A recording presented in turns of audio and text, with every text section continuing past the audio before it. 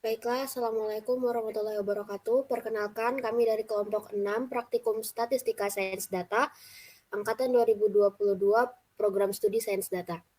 Di sini kami akan menjelaskan tentang modul 6 dari Praktikum Sains Data.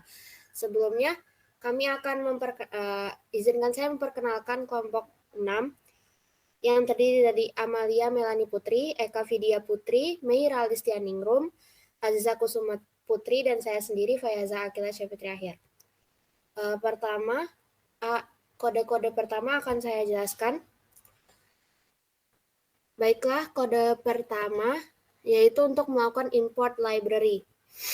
Di sini kita akan menggunakan 4 package library, di mana fungsi library itu digunakan untuk menginput package yang diinginkan. Adapun package yang akan diinput yaitu satu tidyverse, merupakan kumpulan package R yang diperuntukkan untuk analisis data. Package yang ada dalam package tidyverse ini yaitu ggplot, dplyr, tidyr, readr, pur, lalu ada table, stringr, dan forcats. Selanjutnya ada mlr3first dan mlr3tunning, di mana keduanya merupakan keluarga atau ekosistem dari MLR3 yang merupakan seperangkat package yang ditunjukkan untuk melakukan pembelajaran mesin yang dibangun secara modular. Bedanya MLR3 first ini dimaksudkan untuk menyederhanakan instalasi serta pemuatan ekosistem MLR3. Sedangkan MLR3 tunning adalah package untuk melakukan optimisasi hyperparameter. Terakhir ada smooth family, di mana berisikan kumpulan teknik oversampling smooth atau synthetic minority oversampling, di mana smooth ini merupakan teknik oversampling yang mensintesis instance minoritas dengan melihat key nearest neighbor-nya atau nilai K dari tetangga terdekatnya. Kode selanjutnya, import data. Di sini kita akan menggunakan fungsi setwd, di mana akan mengubah direktori kerja saat ini ke alamat yang dimasukkan. Di sini yang dimasukkan adalah C users asser downloads. Berarti datanya akan dimasukkan ke dalam sana. Selanjutnya kita akan membuat variabel diabetes, di mana variabel diabetes ini berisikan data CSV dari diabetes.csv dengan membuat string s factor, yang artinya bahwa kolom karakter yang akan dibaca sebagai faktor. Selanjutnya diabetes, kita akan membuat kolom diabetes sebagai kolom integer dalam dataset diabetes menjadi numerik. Fungsi mutate ini digunakan untuk membuat atau mengubah kolom dalam data frame. Fungsi across digunakan untuk memilih kolom, dan where is integer digunakan untuk memilih kolom yang tipe datanya adalah integer. Terakhir ada glimpse diabetes, di mana akan menampilkan struktur dari data frame diabetes dalam format yang lebih mudah dibaca dibandingkan dengan fungsi str. Kode selanjutnya adalah kode R task class F new, di mana akan membuat objek task class F menjadi objek task class F baru. Selanjutnya adalah ID sama dengan diabetes, di mana akan menetapkan ID untuk tugas ini. ID ini digunakan untuk mengidentifikasi data yang ada dan bersifat unik. Lalu ada backend diabetes, di mana akan menetapkan dataset yang akan digunakan. Dalam hal ini, dataset diabetes yang telah dimuat sebelumnya akan dibuat menjadi dataset yang akan digunakan. Selanjutnya adalah target sama dengan outcome, yaitu menetapkan kolom target, di mana kolom target yang akan kita gunakan adalah kolom outcome. Lalu positive case. Di sini kita akan menetapkan level positif untuk tugas klasifikasi biner. Di sini yang akan menjadi level positifnya adalah case.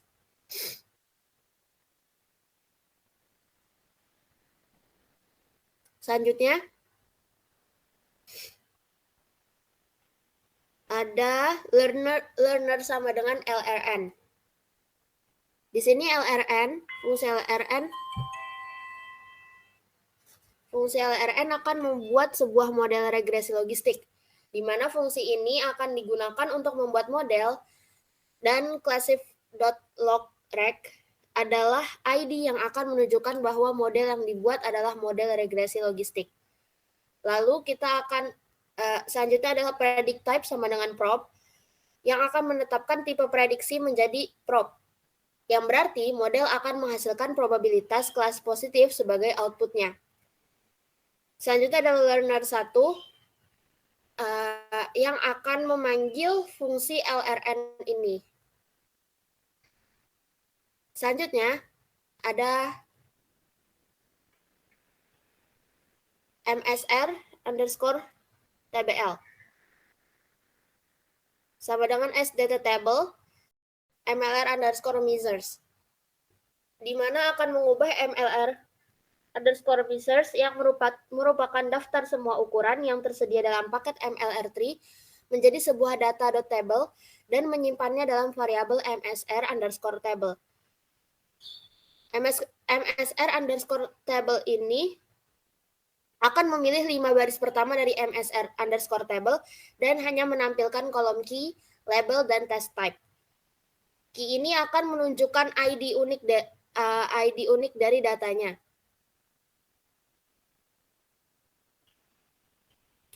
Lalu ada label. Label ini akan dapat dibaca oleh manusia. Test type adalah jenis tugas yang relevan untuk datasetnya. Selanjutnya ada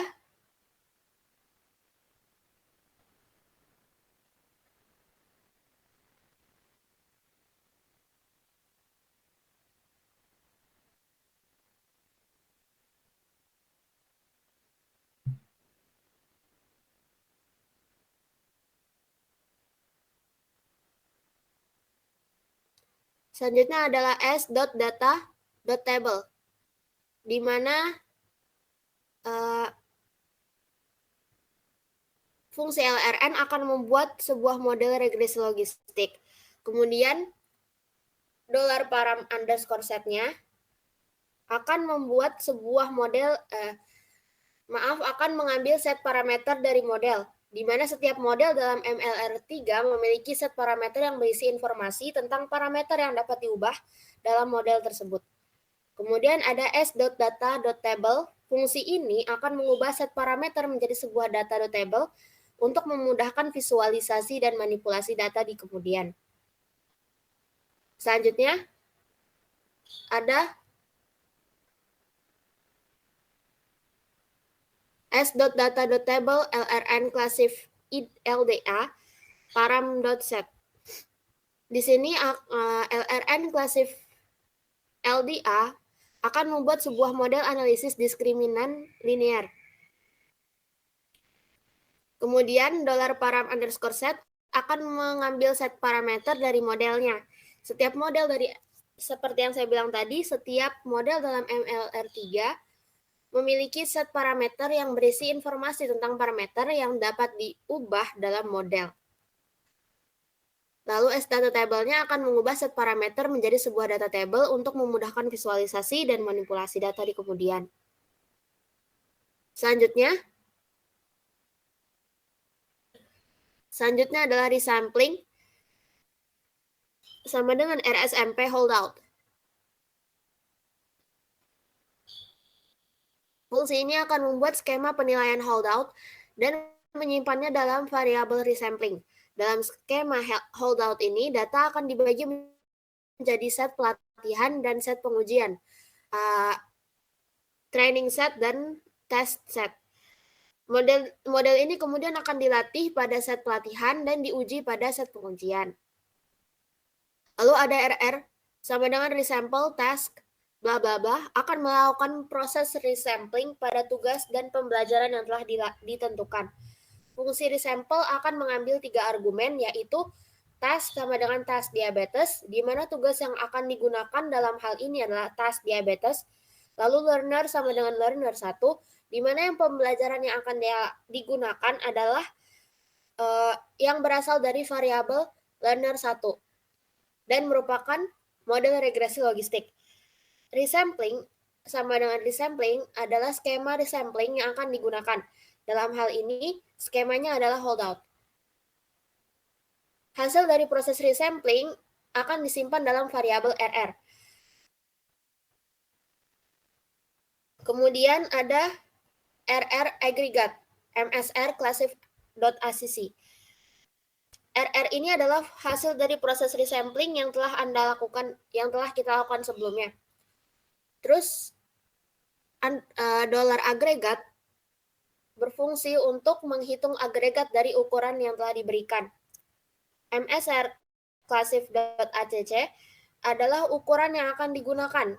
Dalam hal ini, klasifikasinya adalah classif.acc. Jadi model ini secara keseluruhan, kode ini akan secara keseluruhan akan menghasilkan akurasi klasifikasi dari model yang telah diujikan dalam skema holdout. Selanjutnya, ada resampling sama dengan RSMP holdout. Seperti tadi akan membuat skema penelitian holdout dan menyimpannya dalam variabel resampling. Kemudian ada RR sama dengan resample, tes diabetes learner sama dengan learner 2, resampling sama dengan resampling. Sama seperti tadi, namun perbedaannya adalah pada learner yang digunakan atau pembelajaran yang akan digunakan adalah variabel learner 2, di mana merupakan LDA dari data yang telah kita masukkan. Hasil kodenya juga kemudian hasil dari proses resampling ini kemudian juga akan disimpan dalam variabel RR yang ketika dipanggil akan menghasilkan, akan memberikan hasil. Kemudian ada kode R, RR dollar agregat MSR classif ACC, sama seperti tadi akan menghasilkan akurasi klasifikasi dari model dengan learner sama dengan learner 2 ini. Sekian. Selanjutnya akan dijelaskan oleh teman saya Eka. Oke, baik. Di sini saya akan melanjutkan menjelaskan beberapa kode yang sudah kita praktekkan di praktikum SSD modul 6. Yang pertama yaitu LRN sama dengan C dan seterusnya, di mana kode tersebut merupakan kode dalam bahasa pemrograman R yang digunakan untuk melakukan benchmarking pada beberapa model machine learning pada dataset diabetes. Selanjutnya yaitu LRNS sama dengan C adalah sebuah vektor yang berisi objek-objek model pembelajaran mesin yang ingin diuji. Linear 1 adalah model pertama yang ingin diuji, dan LRN Classificatorals mungkin merupakan model kedua yang merupakan model klasifikasi tanpa fitur, yang berarti menggunakan metode pengklasifikasi sederhana tanpa menggunakan fitur dari data. Lanjut yaitu D sama dengan benchmark grid dan seterusnya, di mana kode ini membuat sebuah grid untuk benchmarking dengan menggunakan dataset diabetes, model-model pembelajaran mesin dari vektor LRNS, dan teknik resampling yang mungkin telah ditentukan sebelumnya. BMR sama dengan benchmark melakukan benchmarking menggunakan desain yang telah dibuat sebelumnya dan menyimpan hasil dalam objek BMR. Lanjut ke kode selanjutnya, yaitu ACC sama dengan BMR dan seterusnya, di mana kode tersebut digunakan untuk mengekstrak dan menampilkan nilai akurasi dari hasil benchmarking yang telah dilakukan sebelumnya. ACC sama dengan BMR itu merupakan kode yang mengambil hasil benchmarking dari objek BMR dan mengagregasi metrik evaluasi yang disebut klasik ACC, yang mungkin merupakan metrik untuk mengukur akurasi dari model metrik dari model metrik klasifikasi. hasil disimpan dalam objek ACC.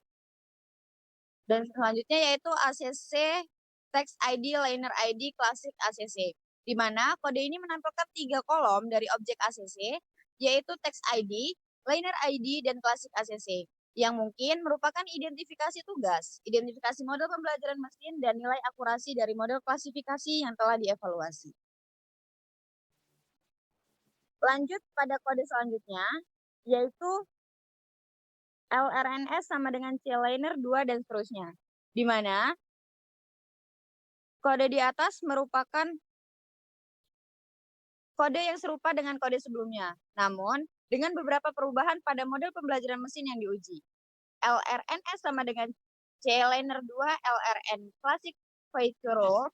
Di sini, NLRS adalah sebuah vektor yang berisi objek-objek model pembelajaran mesin yang ingin diuji. D sama dengan benchmark grid, membuat sebuah grid untuk benchmarking dengan menggunakan dataset diabetes, model-model pembelajaran mesin dari vektor LRNS, dan teknik resampling yang mungkin telah ditentukan sebelumnya. BMR sama dengan benchmark, melakukan benchmarking menggunakan desain yang telah dibuat sebelumnya dan menyimpan hasil dalam objek BMR.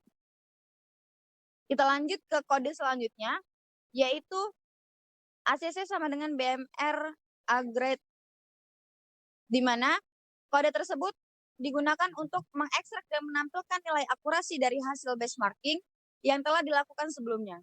Mirip dengan penjelasan sebelumnya, ACC BMS A-grade ini mengambil hasil benchmarking dari objek BMR dan mengagregasi metrik evaluasi yang disebut klasik ACC, yang memungkinkan besar merupakan metrik untuk mengukur akurasi dari model klasifikasi. Hasilnya disimpan dalam objek ACC.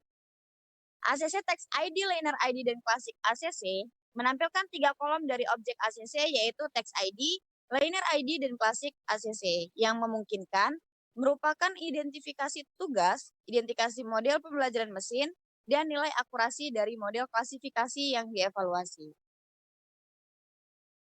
Lanjut ke kode selanjutnya, yaitu AS Data Table MLR Resampling, di mana kode dia tersebut mencoba mengonversi objek MLR Resampling jadi tipe data table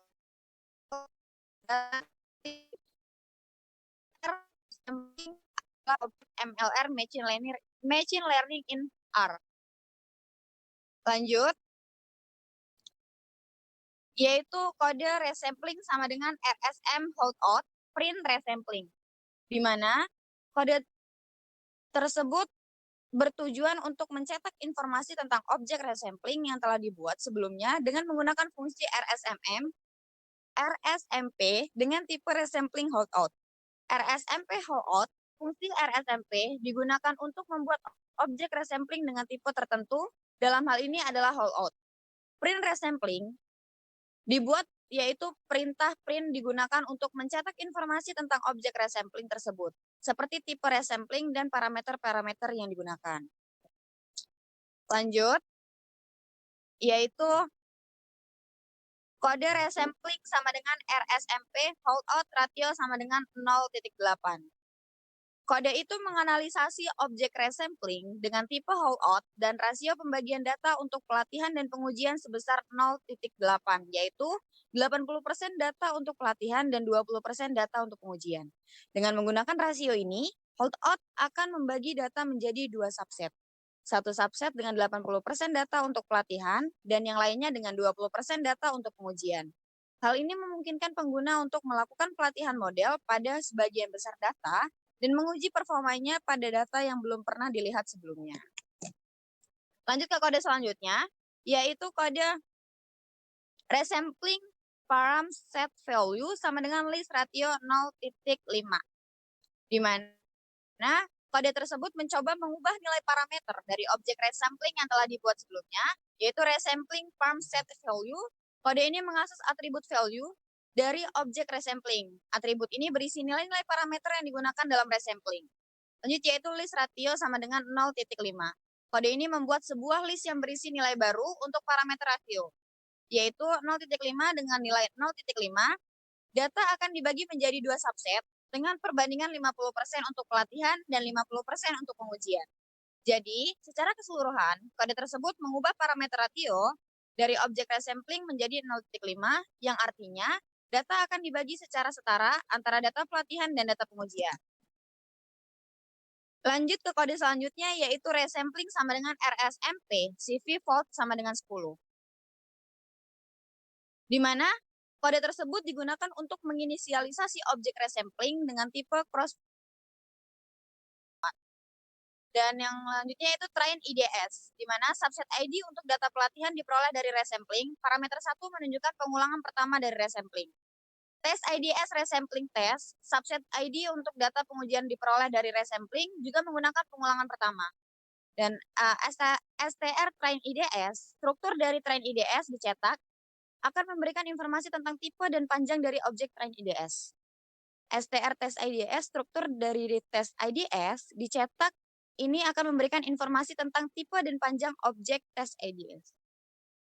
Lanjut ke kode selanjutnya, yaitu STR test IDS, di mana kode tersebut menginisialisasi objek resampling dengan tipe cross validation dan jumlah lipatan sebanyak 4.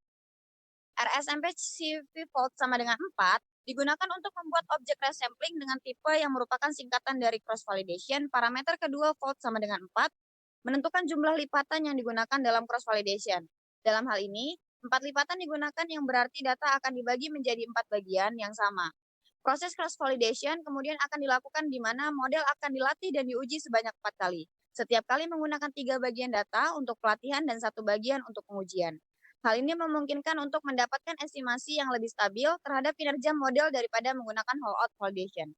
Dan kode yang saya jelaskan terakhir adalah resampling sama dengan RSMP, CV fault sama dengan 4 dan seterusnya. Di mana kode tersebut merupakan inisialisasi objek resampling dengan tipe cross validation dan jumlah lipatan sebanyak 4. Mungkin itu saja yang bisa saya jelaskan. Kode selanjutnya akan dijelaskan oleh rekan saya, yaitu Meira. Kepada Meira, dipersilakan. Oke, pada code selanjutnya yaitu print RR. Di sini kita akan mencetak variabel dari RR yang tadi dijelaskan teman saya. Pada outputnya, ini akan menunjukkan hasil dari resampling yang terdapat 4 iterasi di dalamnya. Setiap baris dari outputnya itu menunjukkan satu iterasi resampling dengan detail iterasi resampling ID dan nomor iterasinya. Selain itu, output ini menunjukkan bahwa tidak ada peringatan atau kesalahan yang terjadi selama proses resamplingnya. Selanjutnya, as data.table.rr ini akan mengonversi objek RR menjadi objek data table. Nah, setiap kolomnya memiliki tipe data list. Jadi terdapat kolom teks, learner, resampling, dan iteration-nya. Selanjutnya, kode ini akan menghitung akurasi dari setiap iterasi resampling dalam objek RR menggunakan matriks evaluasi yaitu klasif ACC.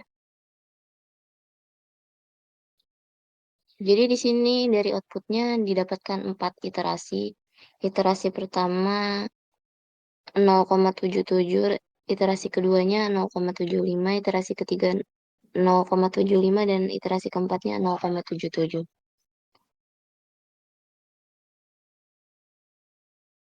Pada kode selanjutnya ini akan menghitung agregat dari metrik evaluasi dari keseluruhan iterasi resampling dalam objek RR.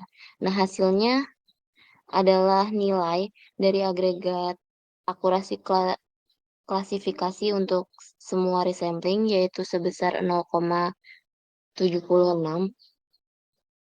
Ini menunjukkan rata-rata akurasi klasifikasi dari model pada data yang diuji selama proses resampling. Pada kode selanjutnya ini masih menghitung agregat dari metrik evaluasi dengan menggunakan metode rata-rata mikro dari keseluruhan iterasi resampling dalam objek RR. Pada outputnya didapatkan hasil dari nilai agregat dan akurasi klasifikasi untuk semua iterasi resampling yaitu sebesar 0,76. Kode selanjutnya ini yang pertama itu akan konversi objek RR menjadi RRDT, di mana di sini memiliki 3 kolom yaitu task, learner, resampling, dan iteration.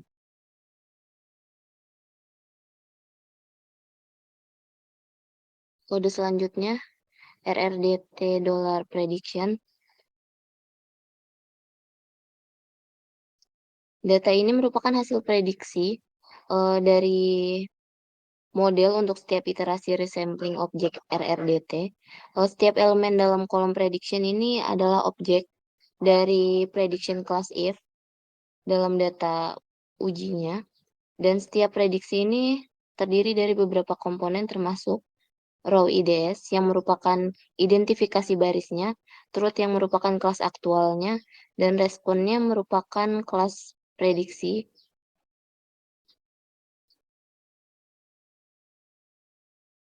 Pada kode selanjutnya, ini akan menghasilkan output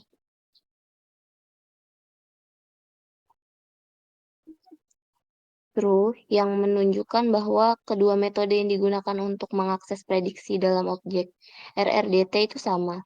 Hal ini mengidentifikasikan bahwa hasil prediksi yang diperoleh dari memanggil RRDT $prediction dan RRDT prediction ini adalah identik. Dengan demikian, kita dapat menggunakan salah satu dari kedua metode ini untuk mengakses hasil prediksi dari model.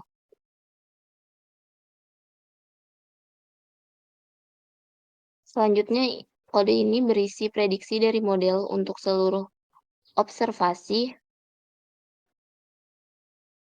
Nah, dari outputnya kita mempunyai 752 observasi dengan kolom row IDS-nya yang merupakan identifikasi baris seperti yang dijelaskan sebelumnya.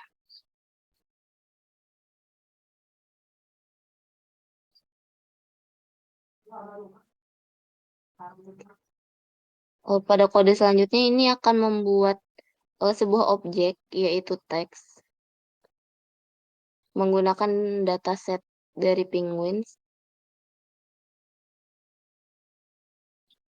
Jadi di dalamnya terdapat kolom year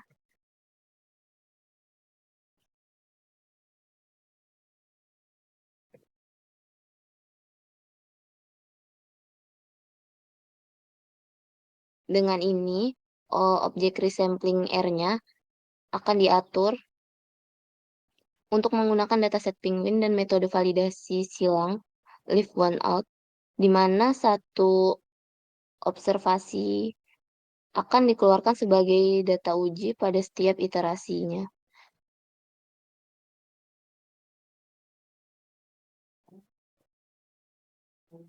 Pada kode selanjutnya ini akan menghasilkan tabel dari frekuensi yang menunjukkan jumlah observasi dalam dataset penguins untuk setiap tahunnya. Dalam dataset tersebut terdapat 120 observasi untuk tahun 2009.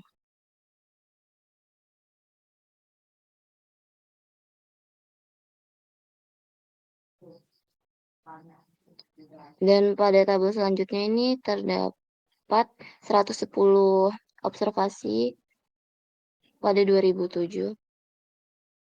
Kode selanjutnya sama. Pada 2008 terdapat 114 observasi.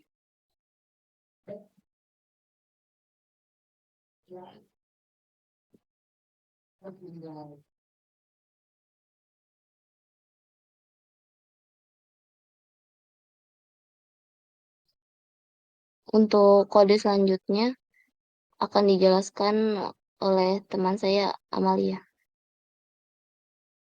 Baik, terima kasih Meira. Selanjutnya kita akan masuk kepada kode yang membuat tabel frekuensi dari dalam data task underscore JRP pada tahun yang diberi nama year untuk baris-baris yang dipilih oleh rtest underscore stat 3.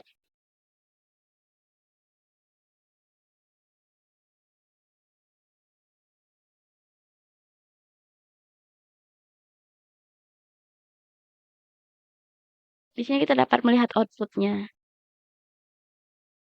Kemudian kita masuk ke kode yang menghitung proporsi masing-masing kategori pada atribut outcome dalam dataset test underscore diabetes.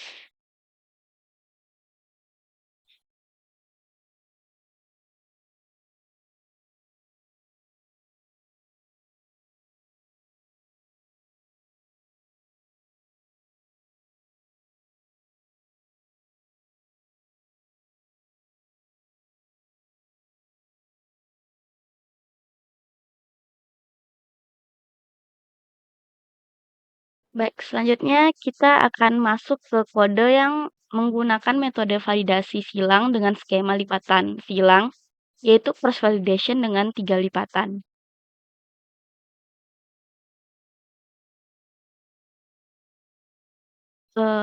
Data yang diambil merupakan data dari test underscore table diabetes yang diinstansiasi menggunakan metode validasi silang yang telah digunakan di kode sebelumnya. Kemudian proporsi masing-masing dari kategori pada atribut outcome dihitung untuk satu set. Kemudian kita masuk ke kode selanjutnya, yaitu kode yang menghitung proporsi masing-masing kategori pada atribut outcome yang dalam dataset test underscore table untuk set pengujian kedua dalam skema validasi dengan lipatan ketiga. Selanjutnya, kita akan membuat kode yang menghitung proporsi masing-masing kategori pada atribut outcome dalam dataset test underscore diabetes untuk set pengujian ketiga dalam lipatan skema silang ketiga.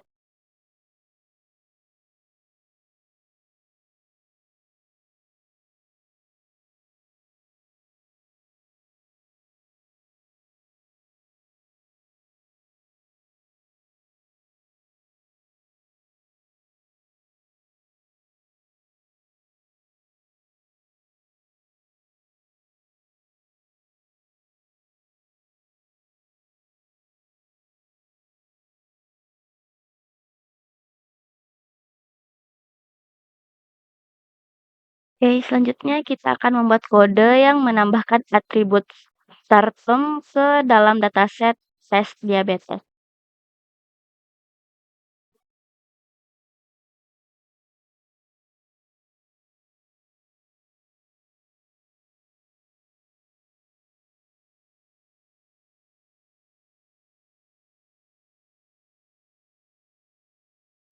Selanjutnya, kita akan membuat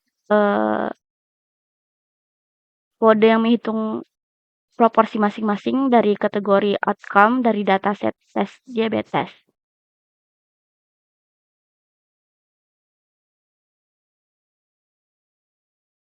Selanjutnya, kita masuk ke coefficient matrix measures. Di sini kita akan menghitung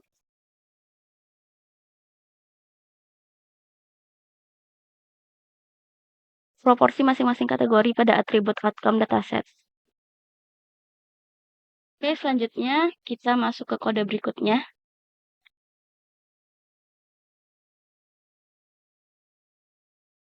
Kita masuk ke kode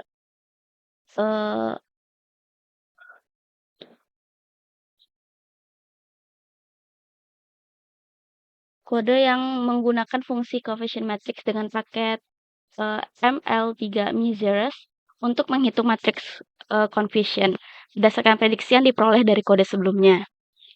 Argumen positif digunakan untuk menentukan kelas positif dalam matriks confusion ini. Selanjutnya, kita akan menetapkan ambang batas prediksi 0,99 dengan menggunakan metode set_threshold pada objek prediction. Selanjutnya, untuk fungsi MLR3 Miseries Confusion Matrix digunakan untuk menghitung matriks confusionnya berdasarkan dengan prediksi pada tabel sebelumnya.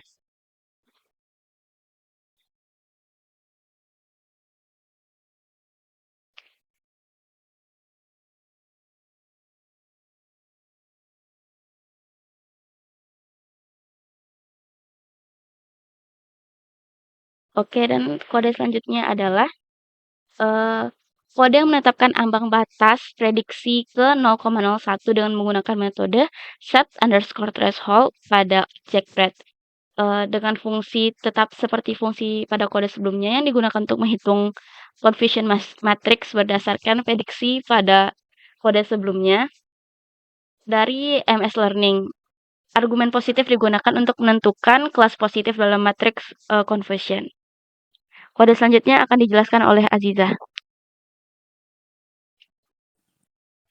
Oke, untuk kode selanjutnya kita akan melakukan perhitungan nilai-nilai pada kurva ROC atau Receiver Operating Characteristic. Pada baris pertama, threshold sama dengan sort pred $prop dalam kurung 1. Ini fungsinya untuk mengurutkan nilai probabilitas prediksi dari kelas positif yaitu kelas 1 yang disimpan dalam probabilitas prediksi. Threshold ini akan digunakan sebagai batas untuk menghitung nilai true positive rate dan false positive rate. Kemudian pada baris kedua, di sini ada fungsi Lapley yang menerapkan fungsi anonim pada setiap elemen threshold. Dalam fungsi anonim tersebut, pred $set_threshold menetapkan ambang batas prediksi ke nilai T. Kemudian kita membuat data frame yang berisi nilai ambang batas T, FPR, dan TPR yang dihitung dari model prediksi. Setelah itu, kita menggabungkan semua data frame yang dihasilkan menjadi satu data table. Di sini ada head ROC false, gunanya untuk menampilkan 6 baris pertama dari data table ROC false, yang memberikan contoh nilai ambang batas dan skor FPR dan TPR yang sesuai. Pada outputnya menampilkan 6 baris pertama dari sebuah tabel yang berisi nilai-nilai threshold, FPR, dan TPR yang dihasilkan dari evaluasi model klasifikasi menggunakan kurva ROC. Di sini nilai FPR adalah proporsi hasil negatif yang salah diklasifikasikan sebagai positif oleh model. Sebagai contoh, nilai FPR-nya 1, artinya model salah mengklasifikasikan sekitar 100% dari total negatif sebenarnya sebagai positif. Dan di sini TPR-nya 1, artinya model benar mengklasifikasikan sekitar 100% dari total positif sebenarnya sebagai positif. Pada kode selanjutnya, di sini kita melanjutkan teknik resampling pada regresi logistik dan LDA. Di sini ada standardized PO scale. Ini membuat sebuah pipeline operasi PO yang akan menstandarisasi fitur data. Standarisasi adalah proses mengubah data sehingga memiliki nilai rata-rata 0 dan standar deviasi 1. Pada baris kedua, smooth PO smooth dupe size sama dengan 1. Ini membuat pipeline operasi untuk teknik smooth yang digunakan untuk menangani data yang tidak seimbang dengan cara menambahkan contoh sintetis dari kelas minoritas. Dan parameter dupe size sama dengan 1 menunjukkan bahwa setiap contoh dari kelas minoritas akan digandakan 1 kali, sehingga meningkatkan jumlah sampel dari kelas minoritas. Pada baris ketiga, ini adalah perintah untuk melatih pipeline standarisasi pada data diabetes yang diberikan. Fungsi glimpse digunakan untuk mendapatkan ringkasan cepat dari struktur data setelah distandarisasi. Pada outputnya, memberikan ringkasan struktur data yang telah diproses. Di sini terdapat 752 baris dan 9 kolom. Dan pada kolom-kolom tersebut terdapat outcome, prognosis, skin thickness, dan lain-lain. Pada kode selanjutnya, kita akan menggunakan teknik SMOTE atau Synthetic Minority Oversampling Technique untuk menyeimbangkan distribusi kelas dalam dataset diabetes. Di sini ada SMOTE, $train, list, task diabetes. Ini gunanya untuk melatih operasi SMOTE pada task diabetes yang merupakan objek tugas yang berisi data diabetes yang tidak seimbang. Kemudian ada dalam kurung 1, data. Setelah pelatihan, ini mengakses data yang telah di-oversample dan disimpan pada indeks pertama dari hasil pelatihan. Kemudian ada operator, persen lebih dari persen, adalah operator pipa yang digunakan untuk meneruskan hasil sebelumnya ke fungsi berikutnya, yaitu fungsi count outcome, yang merupakan jumlah sampel untuk setiap kelas dalam variabel outcome setelah proses mode. Pada outputnya menunjukkan hasil setelah menerapkan teknik SMOTE pada data diabetes untuk menyeimbangkan jumlah kasus antara dua kelas, yaitu case dan control. Di sini untuk case ada 524 sampel yang mewakili subjek dengan kondisi diabetes, dan kontrol ada 490 sampel yang mewakili subjek tanpa kondisi diabetes. Pada kode selanjutnya, kita menggunakan MLR3 pipelining untuk membuat model pembelajaran mesin. Pertama, kita membuat objek graph learner baru yang merupakan cara untuk menggabungkan beberapa langkah pra-pemrosesan dan pembelajaran menjadi satu grafik yang dapat dilatih dan digunakan untuk prediksi.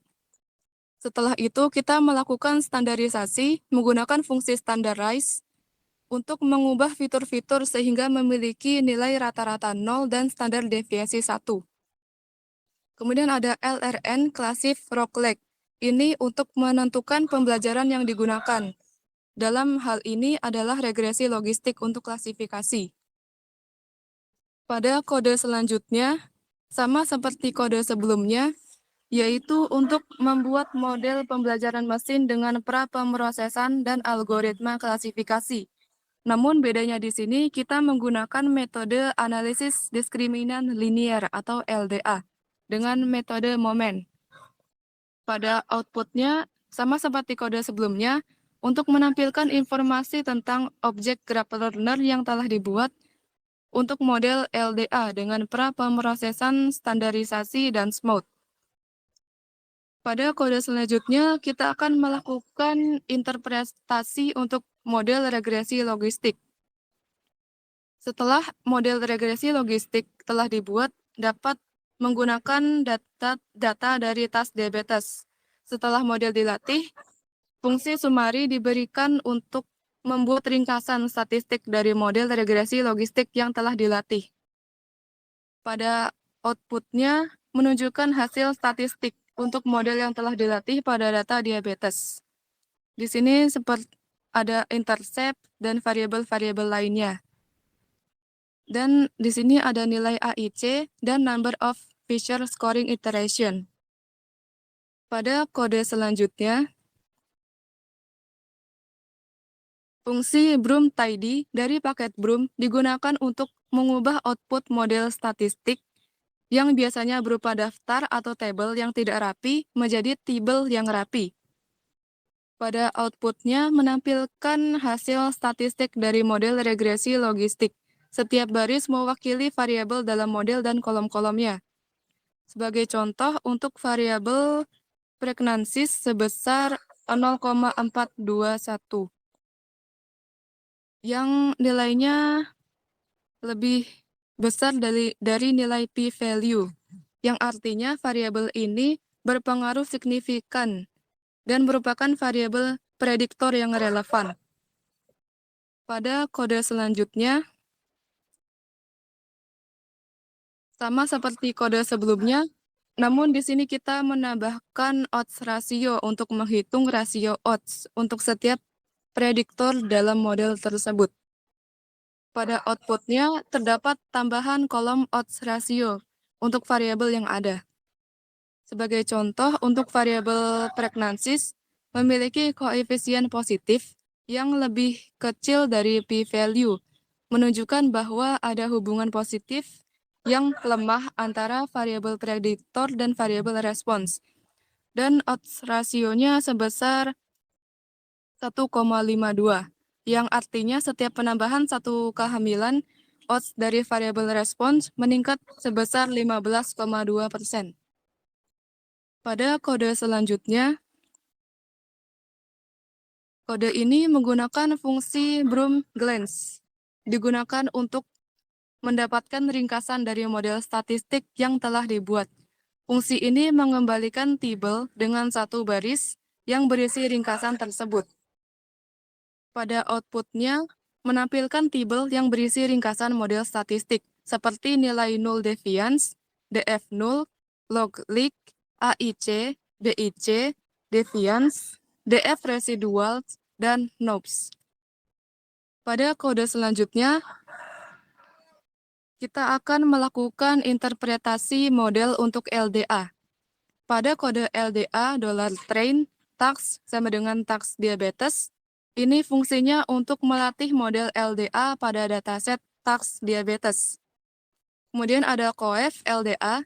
Setelah model LDA dilatih, baris ini mengambil koefisien dari model yang telah dilatih dan menyimpannya dalam variabel coef LDA. Pada outputnya menunjukkan koefisien untuk dua variabel prediktor dalam analisis LDA. Sebagai contoh, untuk variabel pregnancies sekitar minus 0,3. Nilai negatif ini menunjukkan bahwa semakin tinggi jumlah kehamilan, maka semakin rendah kemungkinan hasil diprediksi oleh model LDA. Dengan asumsi variabel lain tetap dan konstan. Pada kode selanjutnya, digunakan untuk melakukan prediksi menggunakan model LDA yang telah dilatih dan kemudian membuat data frame untuk visualisasi. Di sini menggunakan fungsi predict untuk membuat prediksi dengan model LDA yang telah dilatih pada dataset baru diabetes. Hasil prediksi ini disimpan dalam variabel predicted LD. Lalu di sini ada plot LD. Ini untuk membuat data frame baru yang disebut plot LD dari hasil prediksi. Data frame ini mengandung skor diskriminan linear dan kelas prediksi yang dihasilkan oleh model LDA. Kemudian ada glimpse plot LD. Ini berguna untuk memeriksa data secara cepat sebelum melakukan analisis lebih lanjut. Pada outputnya, memberikan ringkasan dari sebuah data frame yang dihasilkan setelah melakukan prediksi dengan model LDA. Di sini terdapat 752 baris dan 2 kolom. Pada kolom pertama, LD1 yang bertipe data double atau angka desimal dan berisi skor diskriminan linear untuk observasi. Skor ini digunakan untuk mengklasifikasi observasi ke dalam kelas tertentu berdasarkan model LDA. Pada kolom kedua, kelas yang bertipe data faktor dan berisi kelas prediksi untuk setiap observasi. Pada kasus ini, semua observasi yang ditampilkan diklasifikasikan sebagai case.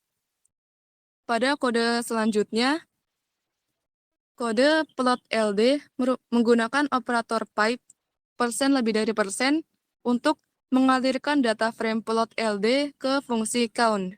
Fungsi count digunakan untuk menghitung jumlah observasi untuk setiap level dari variabel kelas yang ada dalam plot LD. Pada outputnya, memberikan sebuah data frame baru dengan dua kolom yaitu kelas dan kolom jumlah atau N. Ini berguna untuk melihat distribusi frekuensi dari kelas-kelas yang diprediksi oleh model LDA. Pada kolom jumlah terdapat 752, yang artinya terdapat 752 observasi yang diklasifikasikan sebagai case. Mungkin sekian presentasi dari kelompok 6 SSD RB mengenai praktikum modul 6 kali ini. Kurang lebihnya mohon maaf. Wassalamualaikum warahmatullahi wabarakatuh.